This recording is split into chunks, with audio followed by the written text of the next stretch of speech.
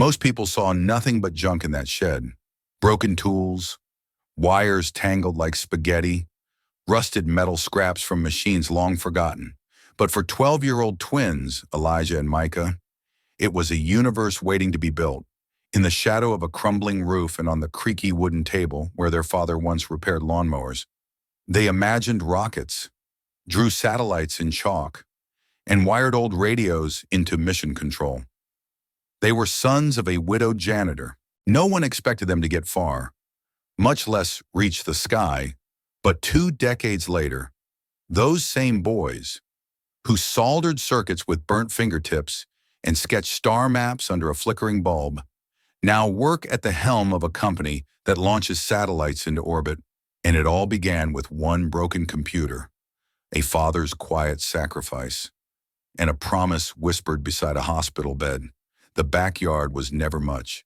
A patchy lawn, a line of crooked fence posts, and an old maple tree that leaned like it, too, had known hardship. But tucked in the far right corner, half swallowed by ivy and shadow, stood the shed. It leaned just enough to make people wonder how it was still upright, and the door had to be shoved hard to open, scraping against the cracked cement step. Yet to Elijah and Micah, it was a sanctuary. They were 11 the first time they snuck in there past bedtime, carrying a flashlight and a pillowcase stuffed with wires and batteries salvaged from their school's trash bin. Their father, James, had warned them to stay away from the shed. Too many sharp edges, he'd said. Too many things that don't work. But the twins saw something else. They didn't need perfect tools. They just needed the possibility.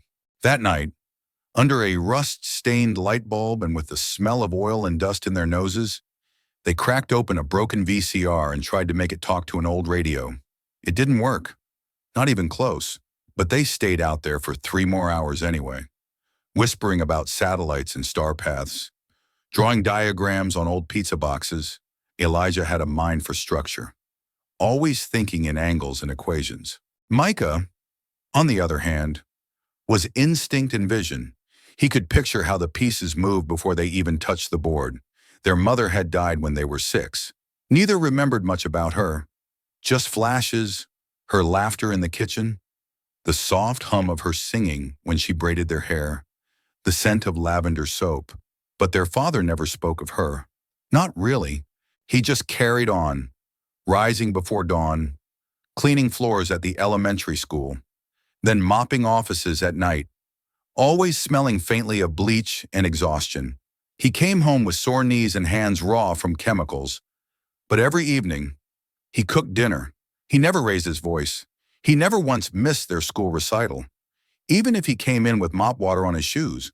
And though he never said it aloud, the twins could see the lines in his face deepen whenever the bills came in, or when Elijah needed new glasses, or when Micah brought home a note saying they needed a computer to complete their science project. So when their father found them in the shed one night, elbows deep in wires, faces lit with the glow of pure obsession, he didn't yell, he didn't scold. He just leaned in the doorway, took off his cap, and said, "Whatever you're trying to build, just don't burn the house down. Okay?" From that day forward, the shed became theirs. James didn't understand much about what they were doing. He couldn't tell a resistor from a diode, but he began bringing home things from his janitor jobs: discarded calculators, broken monitors, keyboards with missing keys. One day, he came home cradling a dusty desktop tower, panting from the walk. "They were going to toss it," he said, "but I thought maybe you boys could use it." It didn't work, but Elijah and Micah made it work. They installed an old Linux system they downloaded from the library and taught themselves coding with printed manuals. They built a telescope lens using scrap glass and focused it on the moon. They transmitted Morse code between opposite corners of the yard. They stayed up late, often long after their father went to sleep on the living room couch, whispering like conspirators under the hum of soldering irons. And the shed, once just a relic of their father's failed dreams, began to breathe again. By the time they were 15, it had become a lab, a real one, cramped and cluttered. Yes, but alive. The walls were pinned with blueprints. The shelves were lined with labeled jars of salvaged components. In one corner stood their proudest creation yet, a functioning prototype of a weather balloon payload, complete with a camera, temperature sensors, and a GPS module built entirely from scrap. They named it Sparrow 1. It never flew. A gust of wind tore it from its tether and sent it crashing into a neighbor's roof. They apologized. They repaired it. They started over. But more than the failure, it was the promise they made that day, sitting on the back steps while the sun dipped behind the tree line. That changed them. One day, Elijah said, staring at the busted balloon in Micah's lap, we're going to put something up there for real, not just a test, not just for school. Micah looked up. You mean into space? Elijah nodded. Orbit. They shook on it, right there. No ceremony, just two boys with scraped knees and soldier burns, swearing to the stars they'd reach them one day. Inside, their father turned on the porch light, calling them in for dinner. He didn't know what they just promised, but when he saw their faces, worn out but blazing with quiet certainty, he smiled in that tired, fatherly way that said he believed in them, even if he didn't understand. And that night, he stayed up late sewing a tear in Elijah's backpack while the boys, once again, returned to the shed. They said it would take a year to build the satellite, a year to train, a year to navigate the red tape, the corporate sponsors, the endless meetings. It felt like an eternity when they were standing in their father's shed, holding the compass he'd given them, eyes brimming with hope. But when reality hit, it came fast. The competition was fierce. Other teams had far more resources, labs, mentorship from university professors, and funding from companies that had deep pockets. Elijah and Micah had none of that. Their only advantage was the years they'd spent tinkering in that shed, solving problems with what they had on hand. A pile of scrap parts, a few outdated textbooks, and their shared passion. Still, when the prototype of Ether failed to send a signal during the first test launch, it felt like a punch to the gut. Micah was the first to speak. We missed something. His voice was steady, but the hurt was there. Too, Elijah looked at the wiring, the sensors, the carefully constructed payload that was supposed to capture atmospheric data from 200 miles above Earth. It was perfect. Or at least, they thought it was. I don't think we missed anything, Elijah said quietly. I think we're just out of our depth. They sat on the cold concrete floor of the lab, staring at their failed experiment for what felt like hours. The sound of the old fan whirring in the corner was the only thing that filled the silence. Outside, their father was at work, cleaning the floors at the local office complex, unaware of the failure they had just faced. But as the evening wore on, something shifted inside them. It's not over, Micah said finally, breaking the silence. We're not backing down now. And they didn't. The next few weeks were the hardest they had ever faced. They worked around the clock, testing, rebuilding, and adjusting the sensors. They scavenged old computers for parts, reprogrammed faulty circuits, and manually recalibrated the thermal sensors that were supposed to measure the temperature fluctuations in space. Each failure only made them more determined. There was no going back. They were running out of time, and they were running out of money. Their father, noticing the toll it was taking on them, began to worry. You boys haven't been sleeping, he said one night, sitting at the kitchen table, his brow furrowed in concern. You need rest. You can't keep going like this. But Elijah and Micah didn't need rest. They needed a breakthrough. Micah, ever the dreamer, suggested a crazy idea. What if we turn the satellite's camera into a mirror, so it can reflect the light from the Earth? We could use it to boost the signal. Elijah, the engineer, thought about it for a moment. It could work. It was risky, but they were past the point of caring about the risk. They had no other choice. That night, they stayed in the shed until dawn, carefully placing the reflective surface in place. They tested it under every condition they could think of, from cold to the stifling heat of their father's garage. They fine-tuned the camera, adjusting the angles to capture every inch of light that passed through their makeshift sensor. When the launch day came, they still weren't sure it would work, but they had done everything they could. They had put everything they had, every late night, every sacrifice, into that satellite. The rocket was small, it was unassuming, but to Elijah and Micah, it was the culmination of years of dreaming. As they stood at the launch site, their father by their side, James spoke quietly, just loud enough for them to hear over the hum of the crowd. "I don't know what you boys have created here, but I know it's something special." He placed a hand on Elijah's shoulder. "And no matter what happens today, I'm proud of you." And when the countdown began, they held their breath. The countdown was a blur, a distant murmur at first, then the rumble of engines as the rocket began its ascent. Elijah and Micah stood there, side by side, their hands clenched tight, eyes fixed on the tiny white dot climbing slowly into the sky.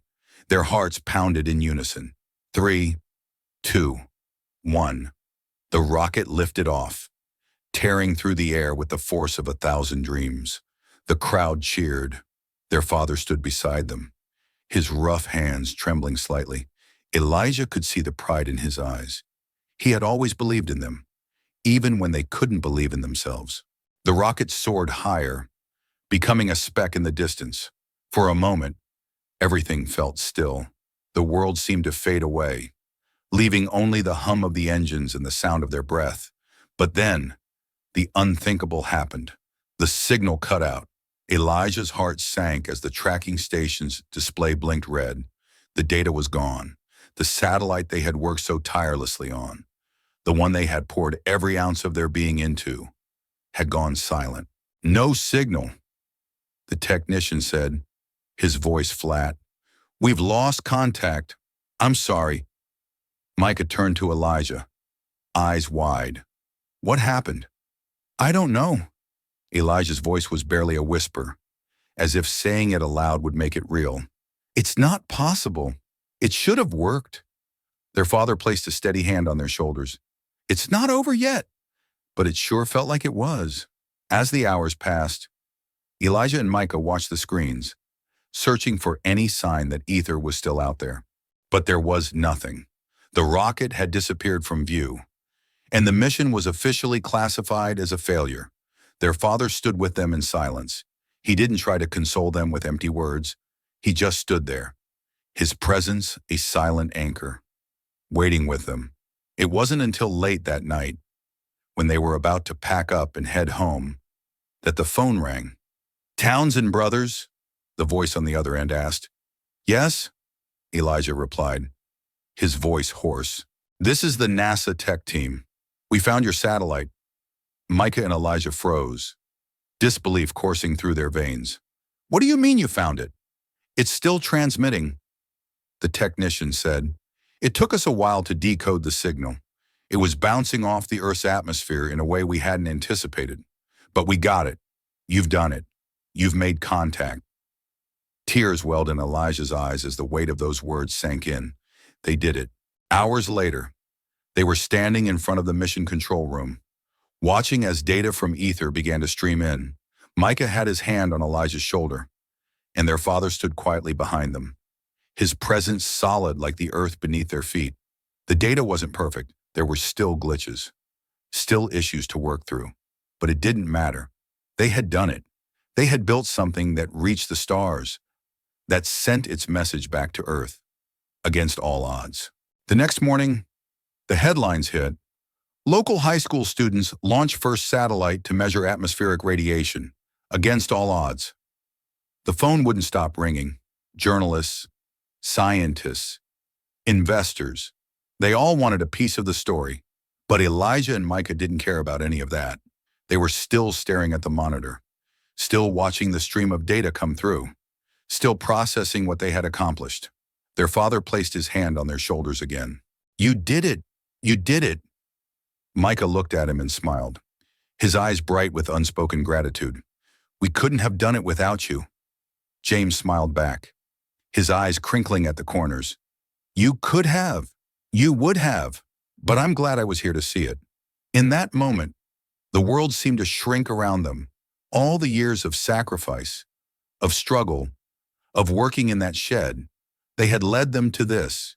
They had reached the stars, and the stars, it seemed, were finally within their grasp.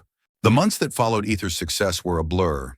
Interviews, offers, and meetings flooded in from every direction.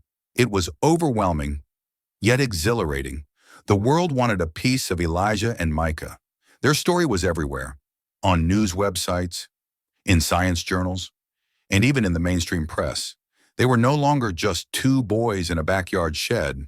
They were the face of a new era in innovation, the next generation of explorers and creators. And yet, despite all the accolades and attention, they couldn't shake the feeling that something was missing. The dream they had shared, building something real, something that mattered, had come true. But as the spotlight grew brighter, so did the distance between them and the life they had once known. It wasn't just the fame or the attention. It was the constant pressure, the expectations. Micah, ever the visionary, found himself constantly moving forward, chasing the next big idea, the next challenge. He loved the thrill of innovation, the excitement of working on cutting-edge technology. But as the company they founded began to grow, so did the gap between what he had once dreamed of and the reality of running a multi-million-dollar operation. Elijah, on the other hand, struggled with the shift. He had always been the more methodical of the two, content with the simplicity of their shed, the quiet satisfaction of building something with his own hands. But now, he was thrust into the world of investors, board meetings, and high-stakes negotiations. The technical side of the business, the thing he loved most, was being overshadowed by the ever-growing demands of leadership. One evening, after a particularly tense meeting with a group of investors, Elijah sat in his office, staring out the window at the city lights twinkling below. He had never wanted this. He never imagined they would end up here, with executives and consultants advising them on every move. All he wanted was to keep building, to keep creating, to return to that sense of purpose they had found in the shed. The knock at the door broke his reverie. Micah stepped in, his eyes tired but determined. "I've been thinking," Micah said quietly, sitting across from him, "about where we're headed, about all of this." Elijah met his gaze, his heart heavy. "I've been thinking the same thing." There was a long silence. They both knew what the other was feeling. The weight of their success was starting to feel like a chain, not a crown. It wasn't just about the work anymore. It was about everything that came with it. The compromises, the expectations, the endless cycle of ambition. "Do you ever miss it?" Elijah asked, his voice barely above a whisper. "The shed? The way it was? When we were just us?" Micah looked down, his fingers tracing the edge of the desk. "Every day." They sat in silence for a moment, letting the words settle. There was so much they had gained, but it felt as if they had lost something just as important. Their father's words echoed in Elijah's mind. "You've already done something I couldn't have dreamed of." It wasn't about the money or the fame. It was about the love for what they had created, the simple joy of building something from nothing, of proving that even the smallest spark could lead to something far greater. Micah broke the silence again. "What if we did something that mattered again? Something that took us back to where we started, but bigger?" Elijah frowned. "What do you mean?" "Space," Micah said, his voice gaining strength. "Real space, not just satellites in orbit, but the next step.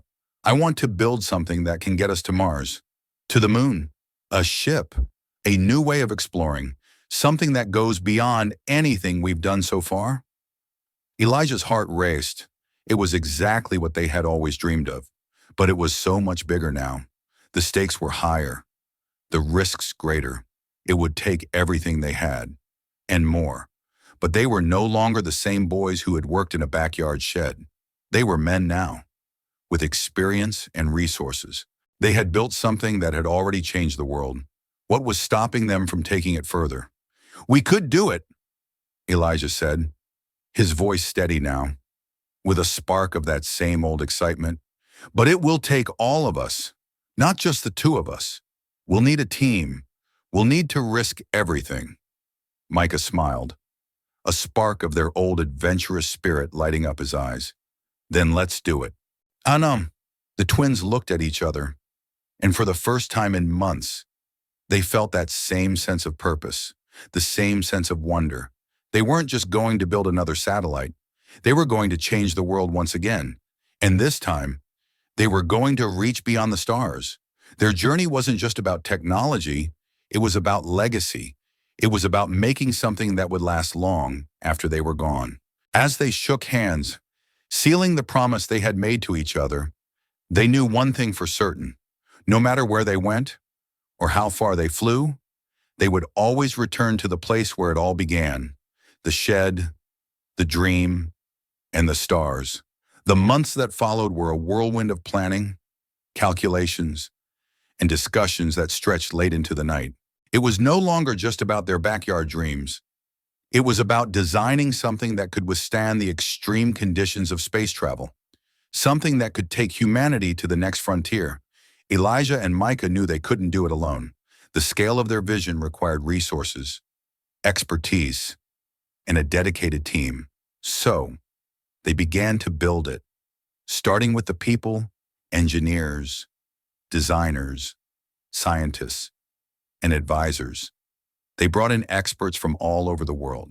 But at the heart of it all, it remained a simple idea: to create a spacecraft that could change the way humans explored space, pushing beyond low Earth orbit and setting their sights on the moon, Mars, and beyond.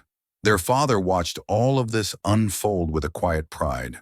He had seen them struggle, seen them fail, and seen them succeed. And now, they were chasing something bigger than anyone could have imagined. He didn't understand all the technical details, but he understood one thing. His sons were no longer just following in his footsteps. They were creating a future that no one had dared to dream. "I don't know much about rockets," James said one evening, as they sat in the kitchen. "But I do know this. You've always known how to build something from nothing. Don't lose sight of that. No matter how big you get, remember where you came from."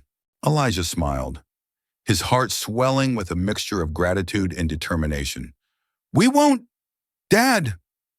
With their vision clear and their team assembled, the twins launched into the next phase of their project.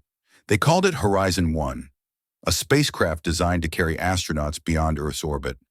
With the capacity to establish the first human base on Mars, the stakes were higher than they had ever been. Every decision felt monumental.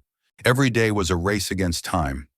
As they worked tirelessly to overcome the many obstacles that came with building something this ambitious, there were setbacks, technical failures, funding shortages, and countless sleepless nights. But with each challenge, their resolve grew stronger. The first test launch was set for a crisp autumn morning, just like the day they had sent Ether into space. This time, however, the launch was different. It wasn't just a small satellite orbiting the Earth. It was a rocket carrying the hopes of an entire generation. The morning of the launch arrived, and the tension was palpable. Elijah and Micah stood side by side, their father beside them. As the countdown began, it was a different feeling this time. There was no longer just the joy of discovery. There was the weight of the world, of human history, on their shoulders.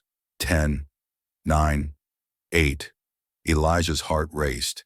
They had spent years building Horizon 1, countless hours, endless calculations, a lifetime of sacrifices. And now, they were here. 3, 2, 1.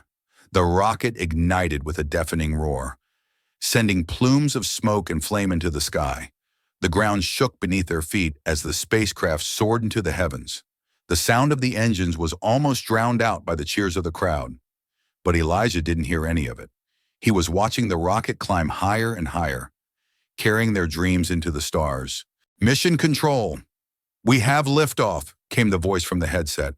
And then, the unthinkable happened. The rocket began to shake violently. A bright flash of light erupted from the base of the rocket, and the signal was lost. For a brief moment, time seemed to freeze. "No! No! No! Micah shouted, his voice cracking with panic. Elijah stood frozen, staring at the empty sky. The countdown had ended, but the mission had faltered. Then came the voice on the comms. All systems appear normal. It was a minor glitch, but we have cleared it. Horizon 1 is on course.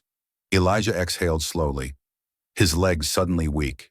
He looked over at Micah, who was still staring up at the sky, unable to speak, and then the reality hit them both. It wasn't just the technology they had built that mattered, it was the courage to keep going. Even when failure seemed inevitable, the rocket had made it. It was on its way.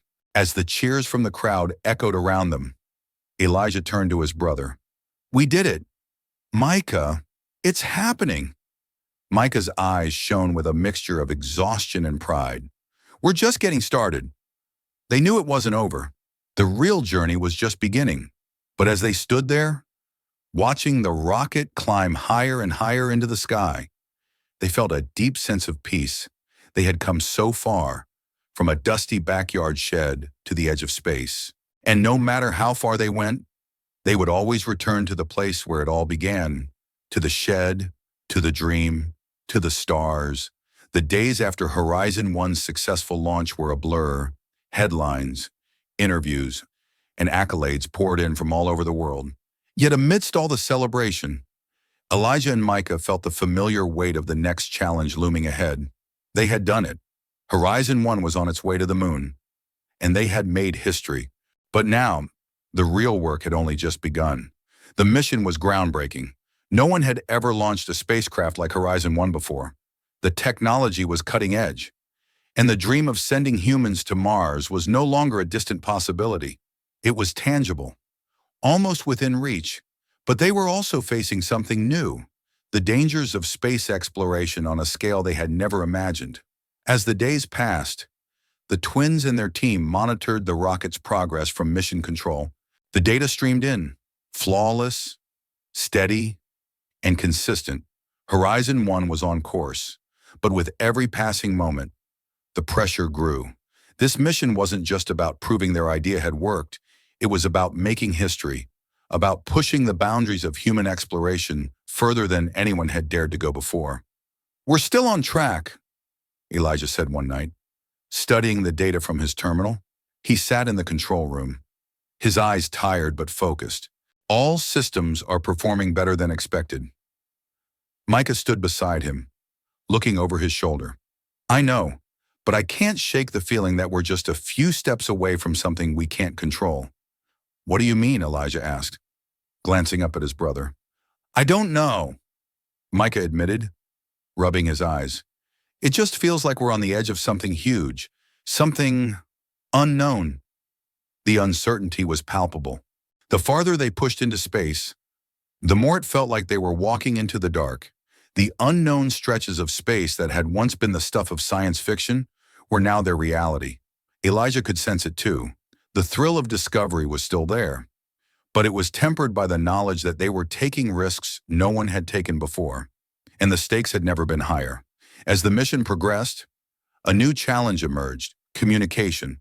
With the spacecraft now passing beyond the Earth's magnetic field, the signals grew weaker, the time it took for messages to travel back and forth grew longer, and the once steady stream of data began to experience intermittent drops. It was a critical issue. Without communication, they couldn't adjust course, they couldn't perform critical maneuvers, they couldn't even know if Horizon 1 was still on the right path. "We're losing signal," one of their engineers said, his voice tense. "I don't know how much longer we can keep this up." Elijah and Micah exchanged a look. It was exactly the kind of setback they had feared. "Let's try a new frequency," Elijah suggested, fingers flying over the keyboard. They had planned for this, anticipated it even. But now the time to act had come. The problem wasn't just technical, it was philosophical. How could they explore space if they couldn't even communicate with their spacecraft? If they couldn't find a way to make Horizon 1 speak to them, then everything they had worked for, their dreams, their sacrifices, would have been for nothing. They worked for hours, running diagnostics and recalibrating the systems, trying different frequencies, different combinations of signal patterns. The room fell silent, each second stretching like an eternity. Then, just as Elijah was beginning to doubt, the monitor flickered to life. "We've got a signal," came the voice from the comms. "It's weak, but it's coming through." The twins exchanged a look of disbelief before their faces broke into smiles. It wasn't perfect. The signal was still faint, but it was there. They could hear Horizon 1, and it was still on course. That night, the team stayed late, adjusting the systems as much as they could. There were still challenges ahead, but they had proven something vital. Space wasn't going to be easy. It wasn't going to be smooth, but it was possible, and they were going to see it through. Weeks passed, and as the spacecraft passed beyond the orbit of the moon and into the deep expanse of space, the twins' lives took on a new rhythm. They weren't just managing a company anymore. They were managing a future that could change the course of human history. But even as they forged ahead, they both knew that the most difficult part of their journey was still to come. Horizon 1 was on its way to Mars, and with it, the possibility of humans living beyond Earth. But the true test would be what came after. The risks of human space exploration were vast, and even as the rocket approached the red planet, there were unknowns they couldn't control. Micah and Elijah stood together on the balcony of their new headquarters, staring up at the night sky. "The stars are a little farther now, don't you think?" Micah said, his voice soft. Elijah nodded. "They always were. But now, they knew they could reach them, and they would, no matter what it took. It was a day that would be etched into the history books. But to Elijah and Micah, it felt just like any other day. The sun had just risen over their headquarters, casting a warm golden light across the laboratory. But the real light was coming from the monitors in front of them. Data streaming in from Horizon 1 as it entered the final phase of its journey to Mars. The spacecraft had made it past the asteroid belt. The signal had stabilized. And now, as they approached the red planet, the countdown had begun in earnest. But as the clock ticked down, the sense of excitement was mixed with an undercurrent of anxiety. There was no turning back now, no margin for error. They were about to make history, not with a satellite, but with a human mission, a mission that would lay the foundation for the future of humanity on Mars. "We're almost there," Micah said, his voice steady but filled with awe. Elijah, seated beside him, could hardly bring himself to speak. His mind was flooded with memories of the shed, of the long nights spent tinkering with components, of their father's quiet encouragement, and the years of struggle. They had come so far, and yet, standing on the edge of their greatest achievement, it all felt surreal. "How's the landing sequence?" Elijah asked, breaking the silence. The engineer at the console quickly checked the readout. "It's working. All systems are green. Horizon 1 is on track for the soft landing in 12 hours. No issues so far." Elijah nodded, but couldn't shake the tightness in his chest. Every mission they had undertaken had been a leap of faith. But this one felt different. This wasn't just a leap for them, it was a leap for humanity. "You know," Micah said, breaking Elijah's thoughts, "I keep thinking about that first test launch. We never would have made it if we had given up after Ether failed. All those nights, all those failures. But here we are." Elijah smiled, though his mind was elsewhere. "We were just two boys in a shed. But now," Micah replied, his eyes lighting up, "we're on the brink of something bigger, something that will change everything." The countdown continued, each second dragging on like an eternity. Elijah couldn't help but glance at his father's compass. Now sitting on the corner of his desk, it had always been a symbol of their journey, of where they came from and where they were headed. And now, that compass was pointing toward a future no one had ever dared to imagine. Hours later, as the final sequence began to unfold, a deep silence settled over the control room. Every eye was fixed on the monitors, every breath held in anticipation. The spacecraft was descending through Mars' thin atmosphere, its thrusters firing in a delicate dance of precision. The tension was palpable. "Approaching landing site," the comms officer reported, All systems are stable. We're good for a touchdown. And then it happened. The monitor flickered, and the familiar, glowing blue icon appeared.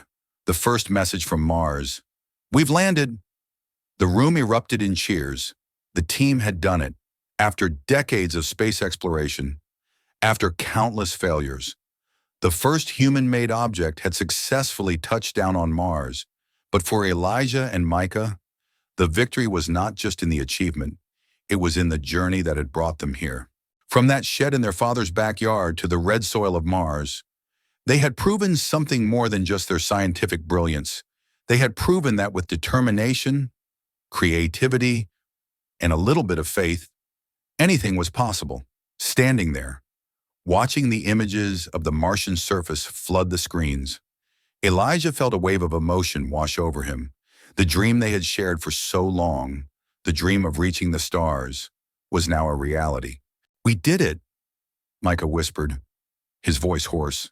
Elijah nodded, unable to find the words. He looked over at his brother, his partner in all of this. They had done it together, and now their legacy would live on, not just in the history books, but in the hearts and minds of generations to come. As the dust settled on the Martian landscape, the team began to work through the data, analyzing the environment and setting the stage for future missions.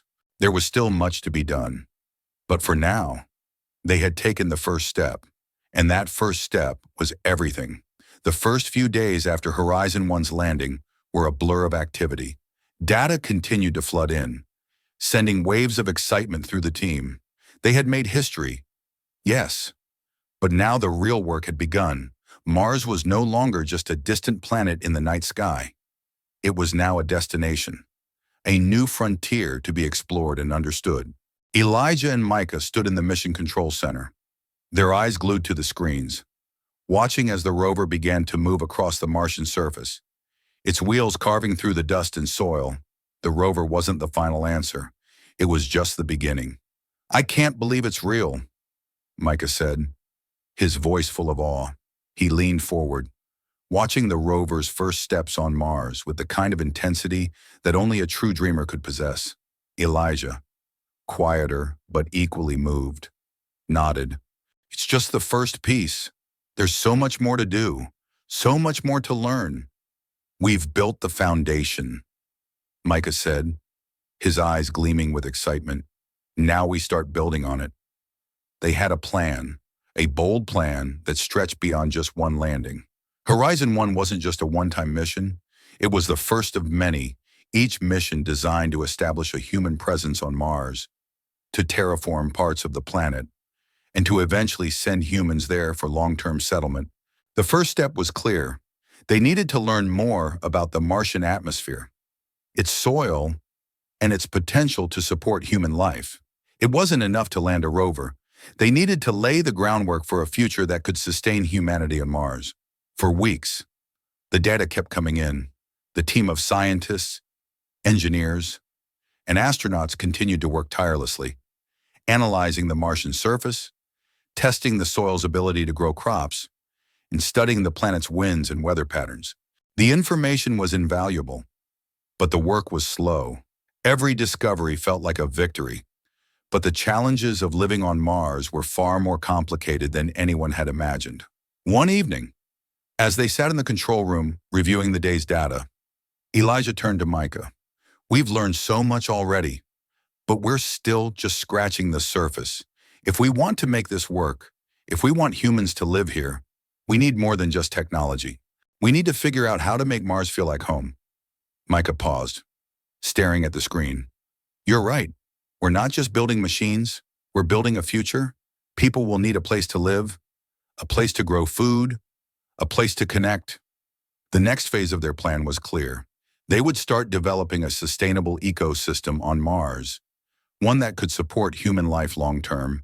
The first habitats would need to be built underground, protected from the harsh radiation that bombarded the planet's surface. But the real challenge would be creating a system that could generate oxygen, produce food, and maintain a livable temperature.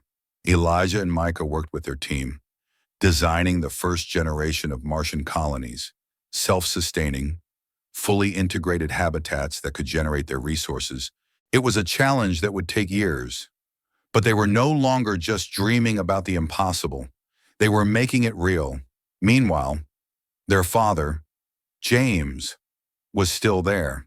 He hadn't fully understood the scope of what they were doing, but he didn't need to. He understood what it meant to dream big, to believe in something. Even when the rest of the world said it was impossible, he'd come to visit them in the control center one day, a few months after the landing. He'd never been one for grand speeches, but when he saw the work they were doing, he smiled in that quiet way that only fathers can. He didn't need to say anything to know how proud he was. "You've done something I never could have imagined," James said, his voice steady. "But I always knew you two were meant for something bigger than this world could offer." Elijah and Micah exchanged a glance. Their journey had taken them far from that backyard shed, far from the limitations they had once known. But no matter how far they reached, no matter how much they accomplished, the lessons they had learned in that shed, and from their father, remained with them. "Thanks, Dad," Micah said quietly, his voice filled with gratitude. "We couldn't have done any of this without you." James smiled, his eyes softening.